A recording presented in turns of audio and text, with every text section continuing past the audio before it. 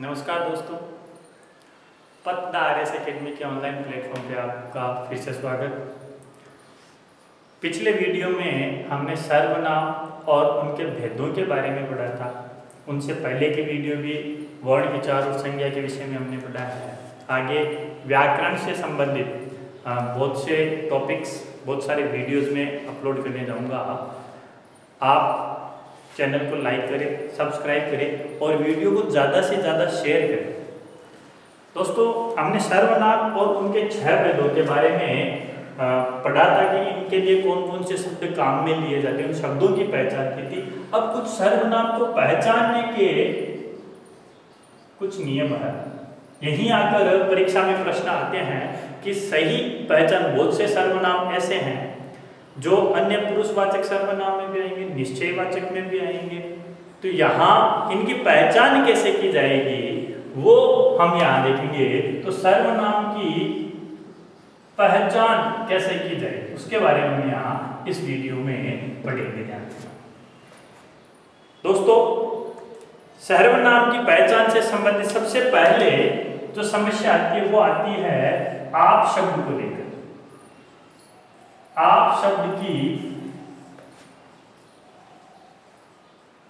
यहां इस आप शब्द की पहचान कि कब लिखा जाए तो इसमें कौन सा सर्वनाम माना जाएगा। तो यहां आपको ध्यान रखना, आप शब्द का जो प्रयोग है वो हिंदी में 3 सर्वनामों में किया जाए। सर्वनाम के जो 6 भेद है उन 6 भेदों में 3 भेदों में सर्वनाम इस आप शब्द की पहचान होती है। सबसे पहले ये जो आप है ये अन्य पुरुषवाचक सर्वनाम के अंतर्गत लिखा जाता है। ये आप शब्द अन्य पुरुषवाचक सर्वनाम के अंतर्गत लिखा जाता है। दूसरा, ये जो सर्वनाम है ये निजवाचक सर्वनाम के अंतर्गत लिखा जाता है, अन्य पुरुष के अंतर्गत लिखा जाता है, निजवाचक सर्वनाम के अंतर्गत लिखा जाता है। और दूसरा ये आप जो है ये मध्यम पुरुषवाचक सर्वनाम का भेद तो है, मध्यम पुरुषवाचक के अंतर्गत भी इसको लिखा जाता है। आप शब्द का प्रयोग जो है वो अन्य पुरुषवाचक सर्वनाम के अंतर्गत भी होता है, इसका प्रयोग निजवाचक सर्वनाम में भी होता है और इसका प्रयोग मध्यम पुरुषवाचक सर्वनाम के अंतर्गत भी किया जाता है। तो इनकी पहचान कैसे की जाए, कब इनको लिखा जाता है, इसके बारे में हम देखेंगे। तो इसमें सबसे पहले नियम नंबर 1 देखते हैं। नियम नंबर 1 यहां हमें ध्यान रखना, पहला नियम हम यहां पर पढ़ने जा रहे हैं। यदि आप शब्द का प्रयोग किसी भी वाक्य में तू या तुम के स्थान पर, तू या तुम के स्थान पर आदर के रूप में किया जाता है, यानी किसी को हम तू या तू न बोलकर, तू या तुम न बोलकर उसके आदर के रूप में आप शब्द का प्रयोग करते हैं, आदरार्थक रूप में यदि इस शब्द का प्रयोग करते हैं तो वहां इसमें मध्यम पुरुषवाचक सर्वनाम माना जाएगा। वहां उसमें क्या माना जाएगा, मध्यम पुरुषवाचक सर्वनाम माना जाएगा। मैंने आपको पिछले वीडियो में बताया है कि तू और तुम का जो प्रयोग है, इनका जो प्रयोग है ये वाक्य में हमेशा इस मध्यम पुरुषवाचक सर्वनाम को ही प्रकट करते हैं। तो उनके आदर के रूप में मैंने बताया है, सामान्यार्थक में तो ये लिखे जाते हैं और आदरार्थक रूप में अगर लिखा जाए तो आप शब्द का प्रयोग किया जाता है। ठीक है, जैसे उदाहरण में लिख दूं, आप यहां कब आए, ये हमने प्रश्न पूछ लिया, आप यहां कब आए।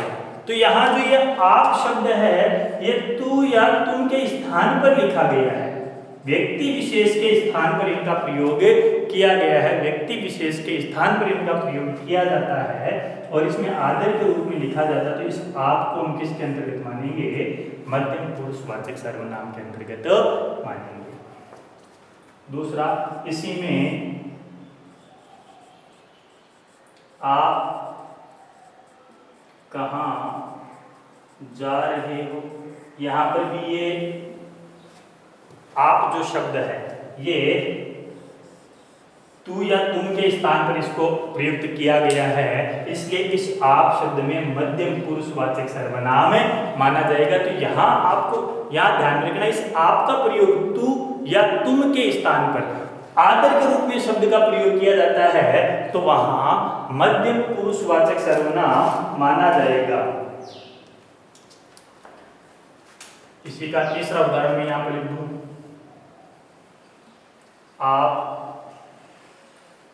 नहाकर नहीं आए। तो यहां आप शब्द है वो भी तू के स्थान पर लिखा गया है। आप अत्यंत आकर्षक व्यक्ति है।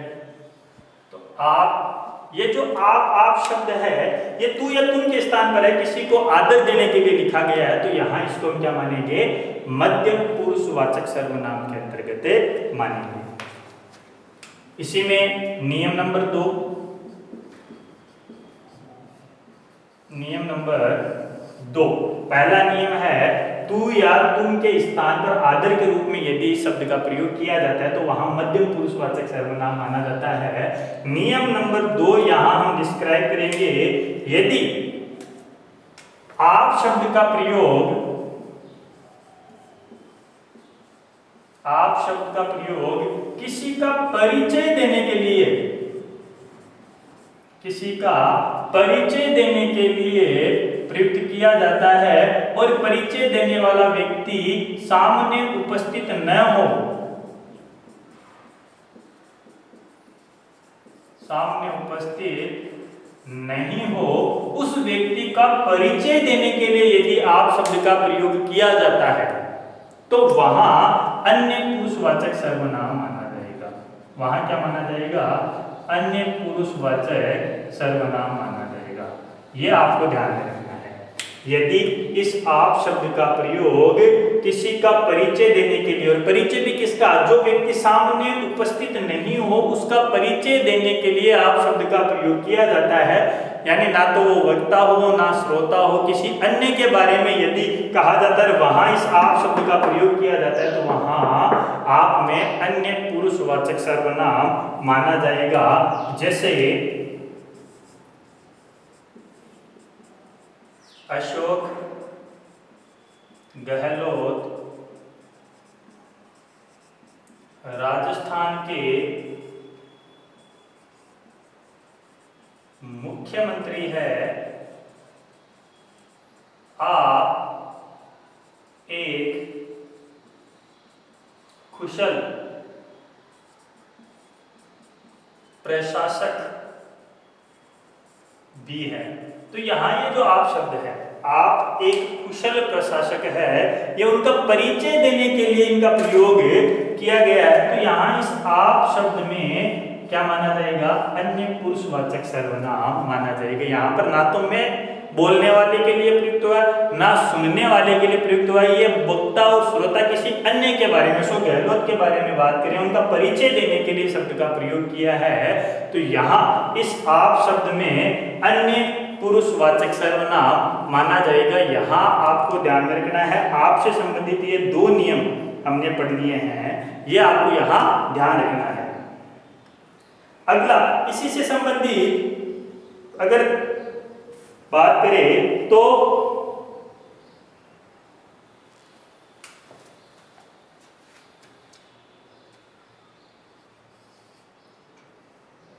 डॉक्टर सर्वपल्ली राधाकृष्णन भारत के प्रथम उपराष्ट्रपति थे। आप एक शिक्षाविद भी थे। यहां इस आप शब्द का प्रयोग हुआ है। उनका परिचय देने के लिए, उनसे संबंधित बात बताने के लिए इसका प्रयोग किया गया है। तो यहाँ ये जो आप शब्द है, ये आप शब्द मूल रूप से किसी अन्य के लिए प्रयुक्त हुआ तो अन्य पुरुषवाचक सर्वनाम माना जाएगा, अन्य पुरुषवाचक सर्वनाम इसमें माना जाएगा। तो ये आप शब्द से संबंधित का नियम नंबर 2 कंप्लीट अपने यहाँ। आप शब्द का प्रयोग यदि तू या तुम के आदर के रूप में होता है तो मध्यम पुरुषवाचक, किसी का सामने उपस्थित नहीं है उस व्यक्ति का परिचय देने के लिए आपका प्रयोग किया जाता है तो ये अन्य पुरुष में माना जाता है। और ये नियम नंबर 3, नियम नंबर 3, तीसरा नियम आप शब्द से संबंधित, यदि आप शब्द का प्रयोग स्वयं के लिए अपनेपन के अर्थ में लिखा हो, अपनेपन के अर्थ में यदि लिखा हो तो वहां आप यानी आप जो शब्द है वो खुद के लिए लिखा गया है। यहाँ पर आप शब्द किसके लिए लिखा गया हो, अपने के अर्थ में, अपनेपन के अर्थ में, खुद के लिए, निज के लिए यहाँ लिखा गया हो तो वहां निजवाचक सर्वनाम माना जाता है। वहां क्या माना जाएगा, निजवाचक सर्वनाम माना जाएगा। जैसे वह आप चला जाएगा, इसको अपने आप भी लिख सकते हैं, अपने आप भी लिख सकते हैं, वह आप चला जाएगा, आप चला जाएगा यानी ये इसके लिए, वह कर्ता के लिए, खुद के लिए इस शब्द का प्रयोग किया गया, अपनेपन के अर्थ में है। कर्ता के खुद के अर्थ में यदि शब्द को लिखा जाता है तो वहां निजवाचक सर्वनाम माना जाता है। आप भला तो जग भला, आप भला तो जग भला। यहां पर ये जो आप शब्द है, ये जो शब्द है ये अपनेपन के लिए, खुद के लिए इस शब्द का प्रयोग किया गया है, इसलिए इस शब्द में भी आप शब्द में निजवाचक सर्वनाम माना जाएगा। मैं अगला, मैं अपने आप आ जाऊंगा, मैं अपने आप आ जाऊंगा। यहां पर ये जो अपने आप की स्थिति होती है, ये आप शब्द भी क्या माना जाएगा, ये भी निजवाचक, खुद के लिए इन शब्द का प्रयोग किया गया, इसलिए इसमें क्या माना जाएगा, निजवाचक सर्वनाम माना जाएगा। तो ये जो आप शब्द है, इस आप शब्द की पहचान, सर्वनाम में जो आप शब्द आता है उसकी पहचान के ये 3 नियम है। और आप शब्द का प्रयोग सर्वनाम में 3 प्रकार से किया जाता है। सबसे ज्यादा कंफ्यूजन इसमें होता है, मेरे हिसाब से ये यहाँ आपके क्लियर हो जाएगा। आपको ये 3 नियम ध्यान में रखने हैं।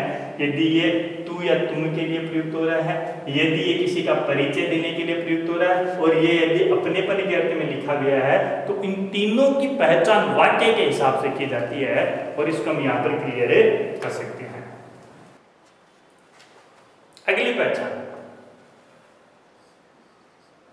यह, वह, ये, वे, इन शब्दों की पहचान। सर्वनाम में यह, वह, ये, वे जो सर्वनाम है, यह भी बहुत से सर्वनाम प्रयुक्त किए जाते हैं। सामान्य अर्थ में देखा जाए तो ये शब्द 4 प्रकार के सर्वनामों में प्रयुक्त होते हैं। सबसे पहले ये शब्द अन्य पुरुष में, अन्य पुरुष वाचक सर्वनाम में इनका प्रयोग किया जाता है। अन्य पुरुष वाचक सर्वनाम में यह, वह, ये, वे, इन शब्दों का प्रयोग किया जाता है। दूसरा अगर देखा जाए तो इन शब्दों की पहचान, ये तो पहला हो गया। दूसरे नियम की बात करें तो ये जो शब्द है ये निश्चयवाचक सर्वनाम के अंतर्गत प्रयुक्त किए जाते हैं। यह, वह, ये, वे जो शब्द है ये निश्चयवाचक सर्वनाम के अंतर्गत भी प्रयुक्त होते हैं। तीसरा, इन शब्दों का प्रयोग संबंधवाचक सर्वनाम में, संबंधवाचक सर्वनाम में भी इनका प्रयोग होता है। और संबंध में भी ये जो शब्द है यह सहज संबंध को प्रकट करने वाले होते हैं। ये जो शब्द है ये सहज संबंध को प्रकट करने वाले शब्द होते हैं। और चौथा देखा जाए, ये इंपॉर्टेंट है, बहुत बार इन दोनों से रिलेटेड बहुत बार परीक्षा में प्रश्न निकल कर आता है। इन शब्दों का प्रयोग सार्वनामिक विशेषण के रूप में भी किया जाता है। सार्वनामिक विशेषण के रूप में भी इनका प्रयोग किया जाता है। यानी ये जो शब्द है ये कौन कौन से, यह, वह, ये, वे, ये जो शब्द है इन 4 रूपों में प्रयुक्त होते हैं। इनकी पहचान कैसे की जाए उनके नियम है। तो अपन यहाँ शुरू करते हैं नियम नंबर 1 से। पहला नियम, यह, वह, ये, वे की पहचान करने का नियम नंबर 1। ध्यान में रखना है, यदि इन शब्दों का प्रयोग किसी भी सांकेतिक पदार्थ के लिए, किसी के लिए इन शब्दों का प्रयोग किया जाता है और वह सांकेतिक पदार्थ वाक्य में कहीं पर भी लिखा हुआ न हो, किसी व्यक्ति विशेष के स्थान पर किया जाता है, किसी व्यक्ति विशेष के लिए इनका प्रयोग किया जाता है, व्यक्ति विशेष के लिए इनका प्रयोग किया जाता है और वो व्यक्ति वाक्य में कहीं पर भी लिखा हुआ न हो, कहीं पर भी लिखा हुआ न हो, तो वहां हम इसमें मूल रूप से अगर देखा जाए तो वो अन्य पुरुषवाचक सर्वनाम माना जाएगा। क्या माना जाएगा? अन्य पुरुषवाचक सर्वनाम माना जाएगा। यानी कोई ये जो शब्द यह, वह, ये, वे किसी व्यक्ति विशेष के लिए प्रयुक्त हो रहे हो और उस व्यक्ति विशेष का वाक्य में कहीं पर भी जिक्र न किया गया हो, कहीं पर भी वो व्यक्ति का नाम नहीं लिखा गया हो, तो वहां क्या माना जाएगा? अन्य पुरुषवाचक सर्वनाम माना जाएगा। जैसे वह खाना पका रही है। कौन पका रही है नहीं पता, लेकिन यहाँ पर ये वह शब्द का प्रयोग हुआ है।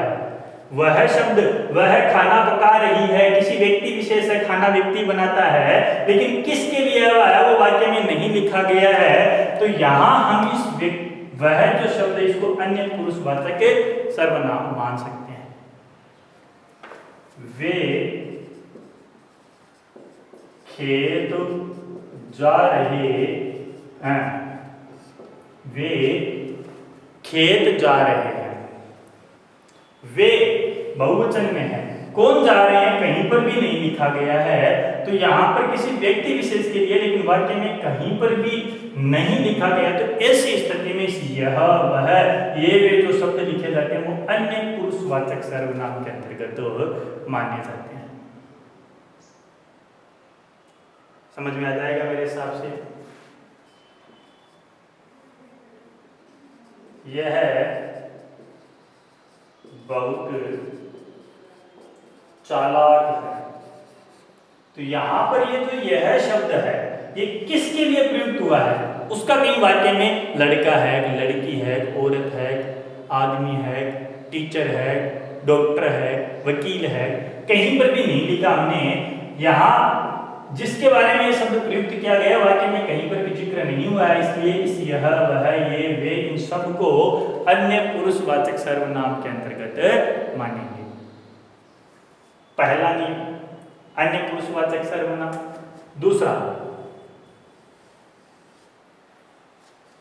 दूसरा ध्यान रखना है, यदि इन सर्वनाम शब्दों का प्रयोग व्यक्ति विशेष, यह, वह, ये, वे सर्वनाम है, नियम नंबर 2 है, व्यक्ति विशेष के लिए किया गया हो और वह व्यक्ति वाक्य में कहीं न कहीं लिखा हो, तुरंत बाद नहीं होकर। आपको ध्यान रखना है इन शब्दों का प्रयोग व्यक्ति विशेष के लिए किया गया हो और वो वाक्य में सर्वनाम के तुरंत बाद न लिखा होकर कहीं न कहीं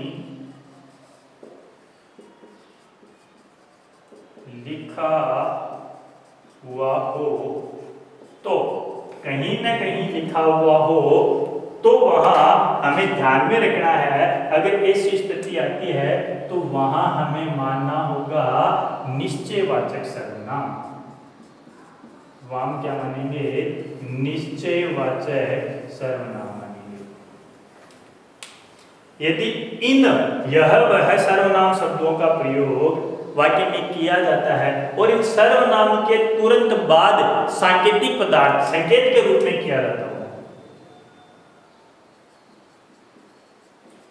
सांकेतिक पदार्थ यानी हम जिसकी तरफ संकेत कर रहे हैं वो सांकेतिक पदार्थ सर्वनाम में कहीं तुरंत बाद, सर्वनाम के तुरंत बाद न लिखा हो पर कहीं न कहीं उसका जिक्र किया गया हो तो वहां हमें निश्चयवाचक सर्वनाम मानना होगा। जैसे मैंने ये लिखा, यह बहुत चालाक है, लेकिन इसी को मैं ऐसे लिख दूं कि यह बहुत चालाक लड़की है, तो यहां हमने किसकी तरफ संकेत किया है? लड़की की तरफ। हमने संकेत लड़की की तरफ किया है। यहां यह जो शब्द है किसी सांकेतिक पदार्थ की ओर संकेत करा है और ये इसके तुरंत बाद नहीं लिखा है, लेकिन वाक्य में कहीं न कहीं लिखा हुआ है, इसलिए यहां ये निश्चय को प्रकट करने की स्थिति मानी जाती है, ये निश्चय माना जाएगा।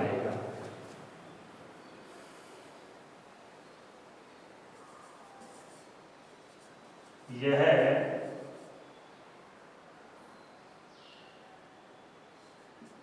राम का खेत है।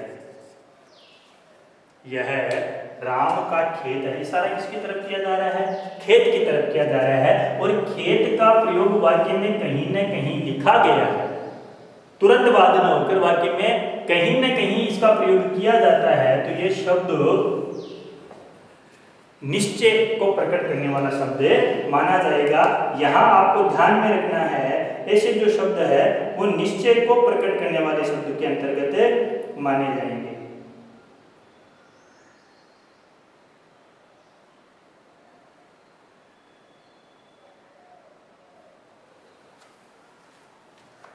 जैसे तीसरा, वह बहुत शैतान लड़का है।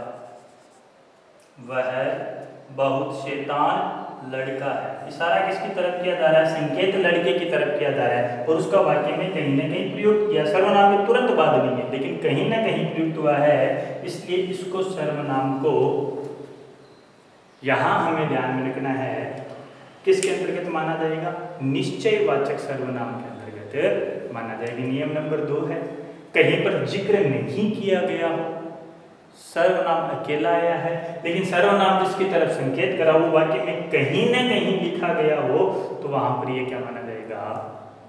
निश्चयवाचक सर्वनाम माना जाएगा। यहां मैं इसी के अंतर्गत नियम नंबर 3 लिख रहा हूं। नियम नंबर 3, नियम के हिसाब से इनकी हम पहचान आसानी से कर सकते हैं और परीक्षा में यहीं आकर प्रॉब्लम होती है। देखो, मैं सबसे पहले सार्वनामिक विशेषण को क्लियर कर देता हूं, ये आपस में मिलते जुलते हैं, प्रॉब्लम होती है। इसलिए नियम नंबर 1 है, यदि इन शब्दों का प्रयोग, कौन कौन से शब्द है? यह, वह, ये, वे, इन शब्दों का प्रयोग वाक्य में किसी पदार्थ की ओर संकेत करने के लिए किया गया हो, किसी के ओर संकेत करने के लिए इनका प्रयोग किया गया हो और वो सांकेतिक पदार्थ इन सर्वनामों के तुरंत बाद लिखा हुआ हो। तुरंत बाद वाक्य में ये कहीं न कहीं लिखी हुई हो, जहां सर्वनाम लिखा गया इसके तुरंत बाद यदि उस सांकेतिक पदार्थ को लिख दिया जाता है, इसको लिख दिया जाता है सांकेतिक पदार्थ, यदि इनके तुरंत बाद लिख दिया जाता है तो वहां पर यह सर्वनाम न होकर सार्वनामिक विशेषण बन जाएंगे। सार्वनामिक विशेषण करेंगे, तुरंत बाद नहीं लिखा होगा। तुरंत बाद लिखते ये सर्वनाम न होकर क्या बन जाएंगे? सार्वनामिक विशेषण। यहाँ हमें इसका ध्यान रखना है, जैसे हमने ये लिखा, वह बहुत शैतान लड़का है, लेकिन इसको चेंज करते हैं, वह लड़का बहुत शैतान है। यहाँ पर किसकी तरफ संकेत किया जा रहा है? लड़के की तरफ, और लड़का तुरंत बाद किया जा लिखा हुआ है, तो यहाँ पर यह वह जो है वो सार्वनामिक विशेषण है, ना कि सर्वनाम।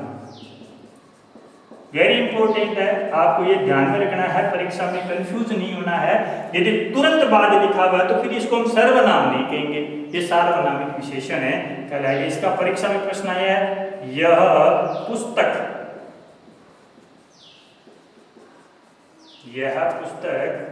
वही है जो हमारे पाठ्यक्रम में है। तो यहां अगर अंडरलाइन कर ली जाए, यह के नीचे भी की जा सकती है, वही के नीचे भी की जा सकती है, जो के नीचे भी की जा सकती है, हमें इसका ध्यान रखना है। यह पुस्तक, यह जो सर्वनाम है पुस्तक की ओर संकेत किया गया है, पुस्तक इसके तुरंत बाद लिखा हुआ है, तो यहां ये क्या माना जाएगा? सार्वनामिक विशेषण। ये क्या माना जाएगा? सार्वनामिक विशेषण माना जाएगा। वही जो शब्द है ये हमेशा निश्चय को प्रकट करने वाला शब्द होता है। आपको ध्यान में रखना है, निश्चय को प्रकट करने वाले शब्दों की अगर बात करें, यही, वही, इन्हीं, उन्हीं, ये जो चार शब्द है ये कहीं पर भी वाक्य में यदि लिखे मिलते हैं और इनके बारे में यदि पूछा जाता है, तो ये चारों जो शब्द है, यही, वही, इन्हीं, उन्हीं, ये निश्चय को प्रकट करने वाले शब्द है। ये आपको ध्यान में रखना है, वेरी इंपॉर्टेंट है, महत्वपूर्ण है। तो यहाँ आपको ये पहचान मेरे हिसाब से आसानी से हो जाएगी कि वह लड़का, यानी किसी की तरफ हम संकेत कर रहे हैं और वो सांकेतिक पदार्थ सर्वनाम के तुरंत बाद लिखा हुआ है, तो वहां पर वो सर्वनाम न होकर सार्वनामिक विशेषण माना जाएगा। ये इसका नियम नंबर 3 कंप्लीट हो गया। अगला नियम हम देखते हैं, नियम नंबर 4।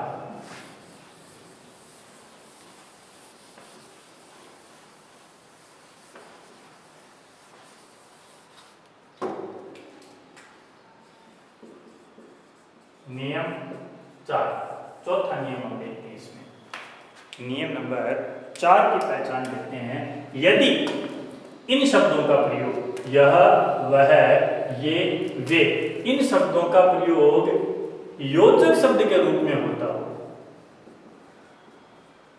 योजक शब्द के रूप में होता हो, यानी किसी योजक शब्द के रूप में इनको लिखा गया, किसी को जोड़ने के अर्थ में इनको लिखा गया हो, जो, यदि, सो इत्यादि शब्दों के योजक के रूप में यदि लिखा गया हो। जो करेगा वह भरेगा, जो पढ़ेगा वह बढ़ेगा, इनके योजक के रूप में इन शब्दों का प्रयोग किया जाता है, तो वहां इन शब्दों में संबंधवाचक सर्वनाम आना जाता है। संबंध में भी कौन सा हो जाएगा? ये जो शब्द है सह संबंध माने जाएंगे।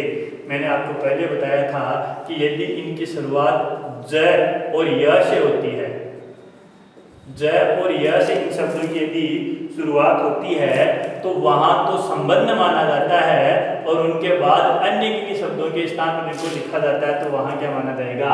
सह संबंध माना जाएगा। इनकी यहाँ पहचान करनी है, जो पढ़ेगा वह बढ़ेगा। तो यहाँ पर ये जो वह शब्द है, जो पढ़ेगा वह बढ़ेगा, ये वह जो शब्द है संबंध को प्रकट करता है, सह संबंध को प्रकट करता है। संबंधवाचक सर्वनाम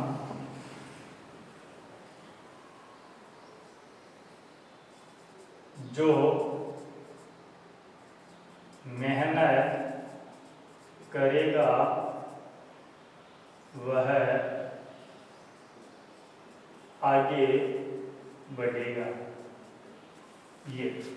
ये जो शब्द यहाँ पर लिखे गए हैं, वह, ये संबंध को प्रकट करने वाला शब्द है, यहाँ हमें क्लियर करना है। तो ये 4 नियम, यह, वह, ये, वे, से संबंधित, इनकी पहचान करने से संबंधित है। आप शब्द की पहचान कैसे होती है? अब यहाँ हमें छोटा सा और ध्यान रखना है। यदि वाक्य में कोई शब्द है अनिश्चय को प्रकट करने वाला हो, जैसे हमने अनिश्चय को प्रकट करने वाला शब्द लिखे थे कोई, कुछ, ये जो शब्द है किसी, कोई, कुछ, ये तीन शब्द हमने अनिश्चय को प्रकट करने वाले कैसे में लिखे थे। लेकिन यहाँ इन शब्दों को ऐसे लिख दिया जाता है, कोई न कोई। यदि इनको ऐसे लिख दिया जाता है, कुछ न कुछ, किसी न किसी, यदि इस तरह उन शब्दों का प्रयोग, ये तीनों जो शब्द कोई, कुछ, किसी, है ना, ये शब्द अनिश्चय को प्रकट करने वाले शब्द है। लेकिन इनको इस तरीके से यदि लिख दिया जाता है, इस तरीके से यदि इसको लिख दिया जाता है, तो वहां ये शब्द अनिश्चय में न मानकर इनको निश्चय के अंतर्गत माना जाएगा, निश्चयवाचक सर्वनाम के अंतर्गत माना जाएगा। ये भी आपको ध्यान रखना है। कोई न कोई, कुछ न कुछ, किसी न किसी के रूप में यदि इनका प्रयोग होता है तो वहां निश्चयवाचक सर्वनाम माना जाएगा। एक शब्द होता है कौन, कौन की पहचान होती है। तो यहाँ आपको कौन शब्द के बारे में भी ध्यान रखना है। यदि कौन शब्द का प्रयोग वाक्य में नहीं के अर्थ में होता है, किसका प्रयोग है? कौन शब्द का प्रयोग वाक्य में नहीं के अर्थ में होता है, वहां प्रश्नवाचक न माना जाएगा, वहां प्रश्नवाचक सर्वनाम नहीं माना जाता है। वहां आपको ध्यान रखना, ये बहुत से नियम है जो परीक्षा में पूछे जाते हैं, इनके बारे में बहुत बार परीक्षाओं में पूछा जाता है। वहां ये कौन है प्रश्नवाचक में नहीं माना जाएगा, ये फिर कौन क्रिया विशेषण मान लिया जाएगा।